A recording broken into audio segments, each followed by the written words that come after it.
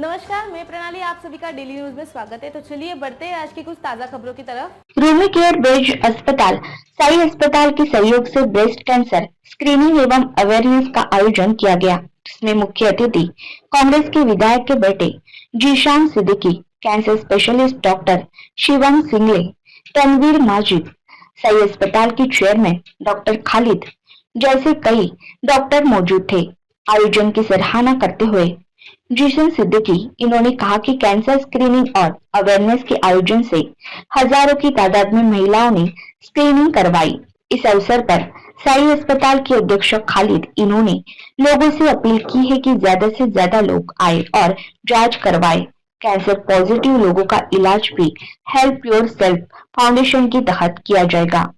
गौर करने वाली बात यह है कि कैंसर जैसी भयावह बीमारी के लिए कई सुविधाएं सरकार ने और संस्थानों ने मुहैया करवाई है, परंतु लोगों को जानकारी न होने की वजह से लोग इसका लाभ नहीं ले पाते हैं।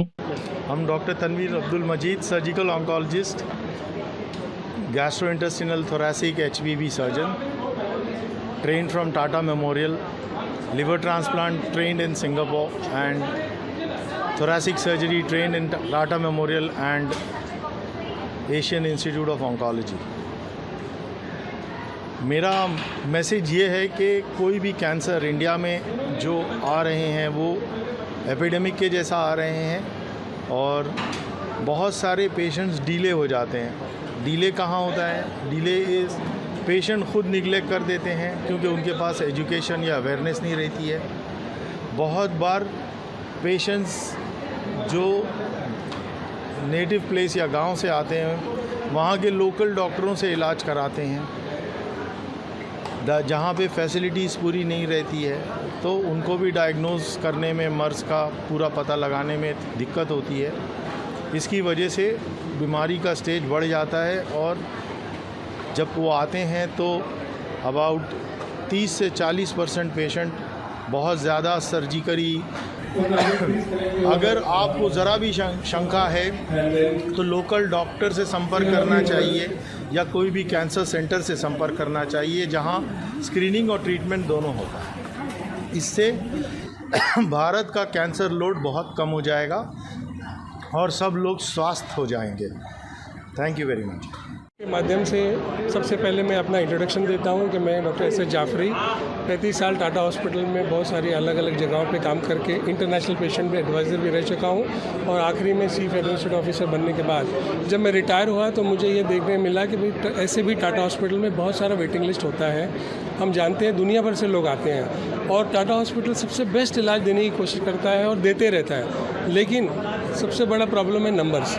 सबसे बड़ा हमारा जो टाटा हॉस्पिटल का जो बोलते हैं कि हम लोग बोलते हैं कि the enemy is our self, कि भाई बहुत सारे हमारे नेम की वजह से नंबर्स आते हैं। जब मैं बाहर आया तो मैंने देखा कि बहुत सारे ऐसे संस्थाएं हैं जो इन लोगों के पैसे काफ़ी खर्चा हो जाते हैं और उनका इलाज भी बराबर नहीं होता है। उसकी वजह से मैंने बॉम्बे के जितने भी हमारे टाटा हॉस्पिटल के डॉक्टर्स थे जो टाटा छोड़ चुके थे और कहीं और प्रैक्टिस कर रहे थे, उनसे सबसे बात की और उनको बताया कि भाई जैसे हम जानते हैं कि 60% of the patient are almost poor, बहुत कम पैसा होता है उनके पास, तो क्यों ना हम उनके लिए इलाज करने की हम टाटा के साथ साथ सोचें और टाटा की हेल्प करें।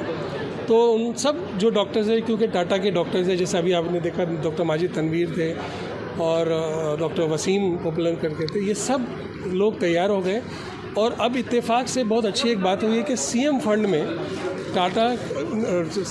में काफ़ी कैंसर पेशेंट को, वैसे सभी मर्ज़ के लिए पैसा दिया जाता है, लेकिन टाटा के कैंसर पेशेंट्स को खास करके 1 लाख रुपए तक की सहायता मिलती है। और फिर तो महात्मा ज्योतिबा फुले स्कीम भी है, तो हमने उसी स्कीम के माध्यम से और फिर जैसे बहुत सारे ट्रस्ट है, नरगिस दत्त फाउंडेशन है, सोनू सूद है, अपना महालक्ष्मी टेम्पल है, सिद्धि विनायक है, ये लोग भी काफ़ी पैसा देते हैं गरीबों के लिए। बहुत ही अच्छा इनिशिएटिव है इन टर्म्स कैंसर का। एक प्रोवर्ब है that cancer is curable if detected early. तो उस हिसाब से ये है कि जितना जल्दी पकड़ा जा सके उतना अच्छे रिजल्ट्स आते हैं, उतनी सर्वाइवल अच्छी मिलती है और उस लिहाज से कैंसर का जल्दी पकड़ा जाना बहुत ज़रूरी है और ये कैंप उसमें बहुत ही अहम किरदार अदा करते हैं, जिससे जो मरीज़ हैं वो जल्दी पकड़े जा सके और उनका सही से इलाज कर सकें। सर कैंसर का नाम सुनते ही पब्लिक दहशत में आ जाती है जनता, तो उस पेशेंट को आप क्या मैसेज दें? एक्चुअली वो पता नहीं somehow because of lot of factors including अपनी जो मूवीज़ हैं ये वो देख के या पास पड़ोस के, एक वक्त था जब लोग इसे डेथ सेंटेंस माना करते थे। Actually this is not the fact. तो मेडिकल साइंस ने इतनी प्रोग्रेस कर ली है कि nowadays it is not death sentence any more. तकरीबन सारे पेशेंट जो हैं वो ठीक हो जाते हैं। इनफैक्ट कैंसर की 4 स्टेजेस होती है, अप टू स्टेज 3 तकरीबन मरीज़ ठीक हो जाते हैं। Very small portion, very small percentage we lose because of the cancer, पर तकरीबन सारे मरीज़ हैं वो ठीक हो जाते हैं। सो वो जो फोबिया है वो लोगों के जहन से निकलना ज़रूरी है। उसके लिए ये जो अवेयरनेस कैंप्स आते हैं ये बहुत ज़रूरी है। अक्सर लोग इसको इग्नोर कर जाते हैं।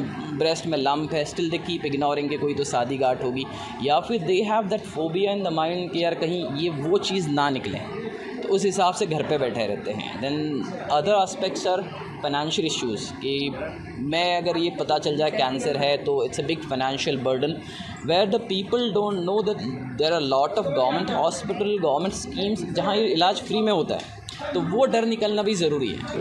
क्या है, कैंसर के लिए सीएम फंड की तरफ से साई हॉस्पिटल में साई हॉस्पिटल सीएम फंड पे इंक्लूड है, तो उसके थ्रू हम लोग कर लेंगे। और बहुत सारी ट्रस्ट है जिसके थ्रू हम काम करके पेशेंट को कुछ भी पैसे की ज़रूरत का इंतज़ाम करने की ज़रूरत नहीं है। सर किस संस्था द्वारा आज जो ये कार्यक्रम का आयोजन किया गया?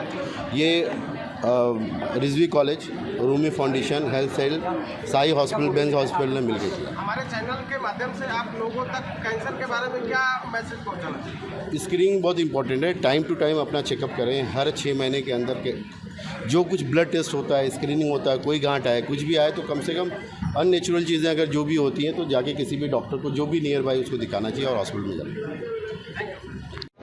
सर क्या कहना चाहेंगे, आज 3 संस्थाओं ने मिलकर इस कार्यक्रम को सफल बनाया है? हेल्थ फाउंडेशन जो रिजवी साहब का है, रुबीना अख्तर रिजवी और अख्तर रिजवी साहब इसको चलाते हैं। उन्होंने हमको अप्रोच किया, साई हॉस्पिटल और बेंज हॉस्पिटल को, दोनों हॉस्पिटल ने मिलकर फिर इस कैंप को ऑर्गेनाइज़ किया है। बहुत अच्छा इनिशिएटिव है, जिससे क्या है लोगों को अवेयरनेस में कम से कम अर्ली डिटेक्शन हो जाता है।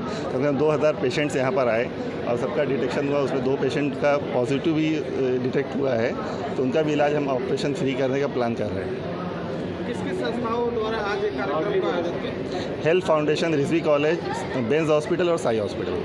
इस तरह का कार्यक्रम जो है स्लम एरिया में भी आयोजन होना चाहिए? नहीं, हमने प्लान किया है गोवंडी, धारावी, मुम्बरा, भिवंडी, कल्याण, वसई और जो भी स्लम एरियाज़ हैं वहाँ पे हमने प्लान किया है और साथ में मिलकर काम करेंगे। सर आपके संस्था द्वारा जो इस तरह से कैंसर में बचाव होना चाहिए महिलाओं को, खास करके क्या ये करना चाहिए, संदेश देना चाहिए?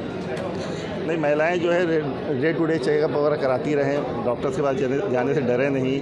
ब्रेस्ट क्या होता है कि एक ऐसी चीज़ है कि जिसको लोग दिखाना नहीं चाहते, लेकिन इस चीज़ को मतलब चेकअप कराने में हिचकिचाहट नहीं होना चाहिए।